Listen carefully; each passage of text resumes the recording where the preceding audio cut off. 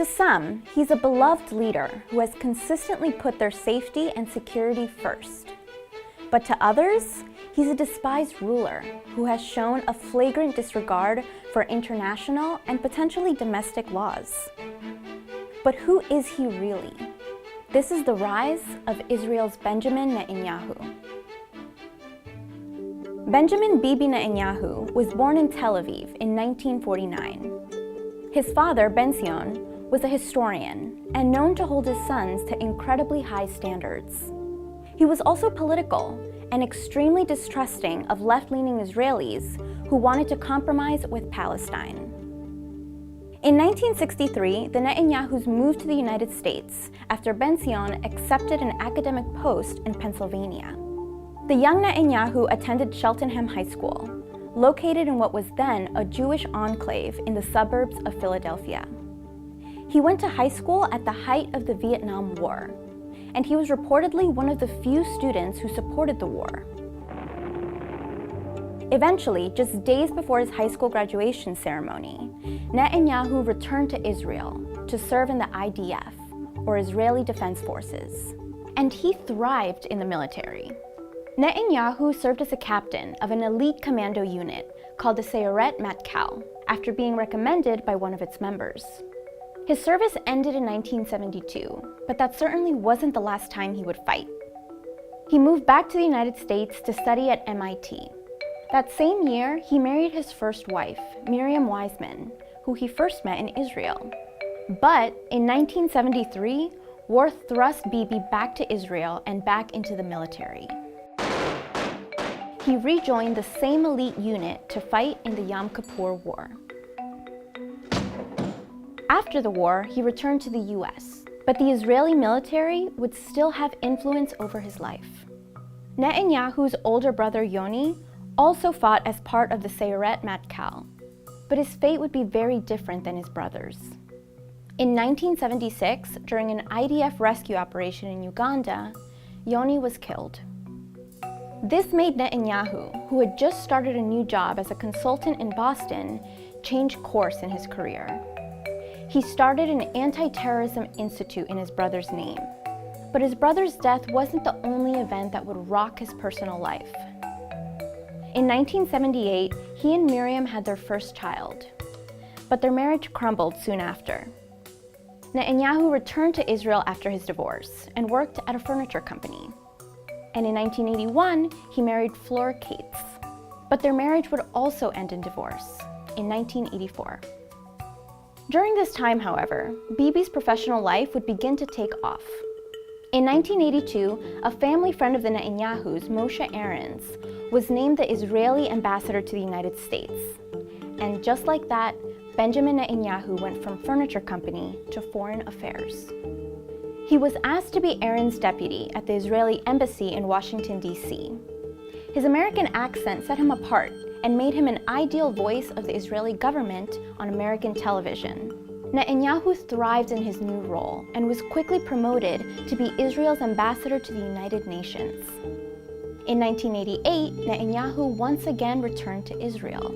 He ran for a seat in the country's parliament, known as the Knesset, as a member of the right-wing Likud party, and he won. That same year, Netanyahu's old boss, Moshe Ahrens, was named Israel's foreign minister, and once again, he appointed Netanyahu as his deputy. Netanyahu was a natural fit for the position, which oversaw relations between the Israeli government and the US Congress. During this time, Netanyahu began positioning himself as a conservative force within the Likud party, and that move quickly paid off. And in 1991, Bibi married his third and current wife, Sarah Ben-Artzi. Then in 1992, the Likud party was defeated in parliamentary elections. A number of Likud leaders resigned, including Netanyahu's longtime mentor, Moshe Ahrens, to clear the way for new leadership. Likud had a whole crop of rising stars, including Netanyahu, who were known as the Likud princes. Netanyahu and the rest of the princes were seen as part of the, quote, Americanization of Israeli politics at the time, due to their pragmatic approach to political deal-making. But when it came down to it, Netanyahu triumphed over all of his peers. He became the youngest party chair in Israel's history during an extremely consequential time. In 1993, the governing Labour Party attempted to start the peace negotiations with Palestine. The Oslo Accords proposed that the Palestinian Liberation Organization, or PLO, and Israel recognize each other. Then, the two would gradually reconcile and negotiate long-standing issues over the next 5 years. As the Israeli opposition leader, Netanyahu condemned the deal and lambasted then Prime Minister Yitzhak Rabin. He even wrote an op-ed for the New York Times, claiming that a Palestinian state on Israel's border would increase terrorism within the country. What we're having, in fact, is a general abrogation of responsibility. Instead of taking care of security, there is gross insecurity and irresponsibility on the part of the Prime Minister. But in 1995, something would happen that would jeopardize the entire peace process. After holding a peace rally in Tel Aviv, Prime Minister Rabin was assassinated by a right-wing extremist Israeli. His successor, Shimon Peres, called for early elections to gain a mandate to continue advancing the process laid out in the Oslo Accords. But that wouldn't happen.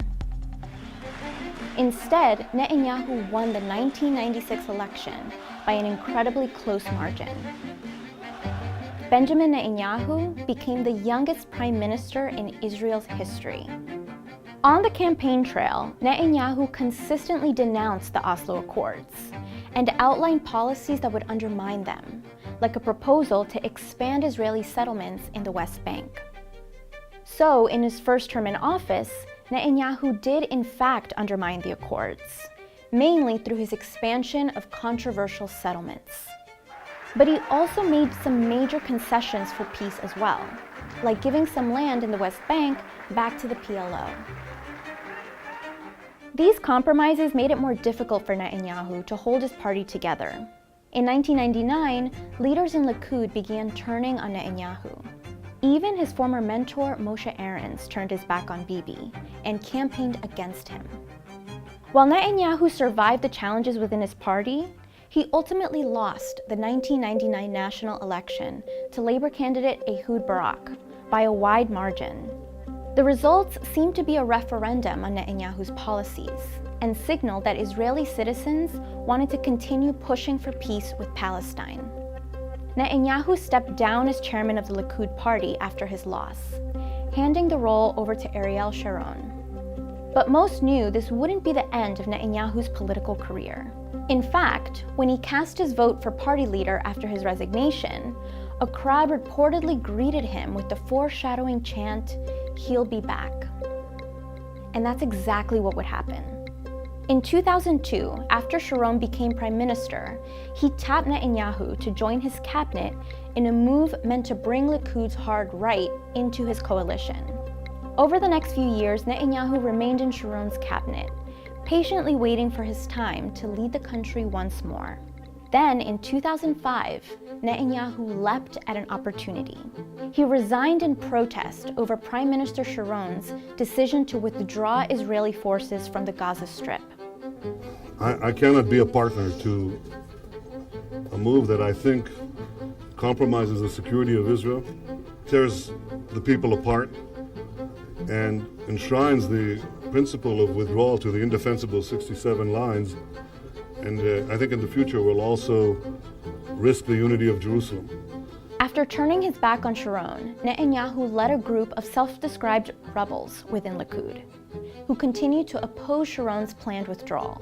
And later that year, Netanyahu decided it was finally time for him to regain leadership of the Likud party. He campaigned against Ariel Sharon and was so close to returning to power, but he was narrowly defeated. Despite his loss, Bibi wasn't finished just yet. In a twist of fate, feeling demoralized by his near loss, Ariel Sharon quit the party to launch his own centrist party. Elections were called for March 2006, but before they were to occur, Sharon suffered a serious stroke that would put him in a coma for years, until 2014, when he ultimately died. In the wake of this tragedy, Netanyahu was reportedly seen by some as the best leader for Israel's security.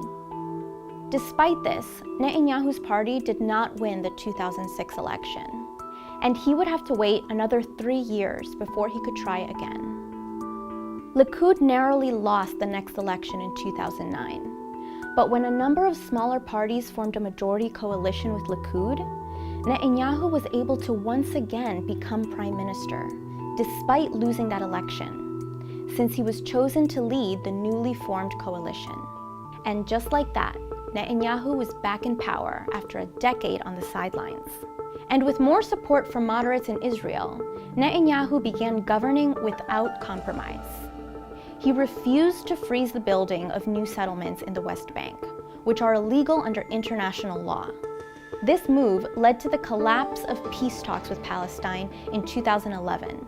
But at home, Israel's booming economy and relatively calm security situation boosted Netanyahu's popularity throughout his time in office between 2013 and 2015. But in 2016, that would change. Netanyahu and Likud's support started to crumble. That collapse began after a bombshell investigation was announced, an investigation into none other than Benjamin Netanyahu. This investigation led to 3 separate corruption cases against Netanyahu, and in February 2019, Israel's Attorney General announced his intention to indict Netanyahu on bribery and fraud charges. But despite all this adversity, Netanyahu still managed to win the 2019 election. Now that Netanyahu has defeated this moderate coalition, will his aggressive brand of politics that shaped Israel for 30 years go into overdrive? Only time will tell. Israel's last election was the most competitive one in over a decade. How do you think its results will impact Israeli politics in the years to come? Let us know in the comments, and as always, like and subscribe.